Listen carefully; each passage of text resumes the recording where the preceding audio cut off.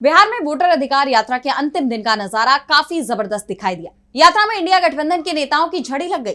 RJD Congress की तरफ से शुरू की गई यात्रा में अब पूरा इंडिया गठबंधन फ्रंटलाइन पर दिखाई दे रहा है और बीजेपी चुनाव आयोग पर हमले बोल रहा है। इसी कड़ी में सीपीआई-एमएल महासचिव दीपांकर भट्टाचार्य ने वोट चोर गद्दी छोड़ के नारे को बुलंद किया, तो सीपीआई की नेशनल सेक्रेटरी एनी राजा ने भी लोकतंत्र को बचाने के लिए लड़ाई का ऐलान कर दिया। देखिए ये रिपोर्ट। बिहार वोटर अधिकार यात्रा में वोट चोरी के खिलाफ विपक्ष की हुंकार की गूंज पूरे राज्य में सुनाई दे रही है।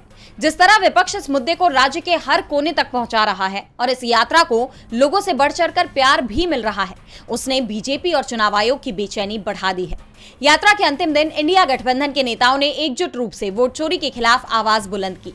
सीपीआई-एमएल के महासचिव दीपांकर भट्टाचार्य ने मोदी सरकार और चुनाव आयोग पर गंभीर आरोप लगाते हुए कहा, लेकिन जब हमने देखा कि एसआईआर का हमला शुरू हुआ और लोगों को ये बात समझ में आने लगी कि ठीक जैसे नोटबंदी, जीएसटी और लॉकडाउन के जरिए हमारे देश की अर्थव्यवस्था की रीढ़ तोड़ने का काम किया गया, बिल्कुल उसी तरह आज वोट बंदी और वोट चोरी के जरिए हिंदुस्तान के पूरे चुनाव प्रणाली को, संसदीय लोकतांत्रिक प्रणाली को खत्म करने की साजिश हो रही है।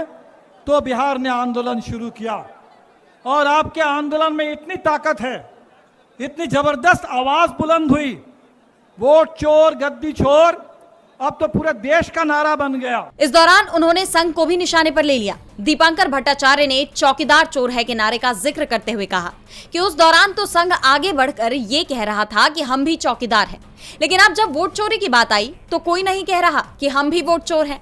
किसी की इतनी हिम्मत ही नहीं है। वहीं सीपीआई की नेशनल सेक्रेटरी एनी राजा ने तो यहां तक कह दिया कि देश की जनता के साथ मिलकर वोट चोरों को सत्ता से उतार के रहेंगे।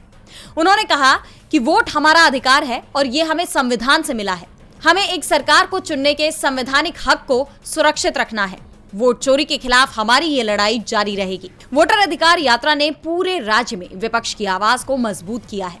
इसकी बड़ी वजह रही यात्रा में इंडिया गठबंधन का एकजुट रूप से सरकार के खिलाफ हल्ला बोल। डीबी लाइव की रिपोर्ट।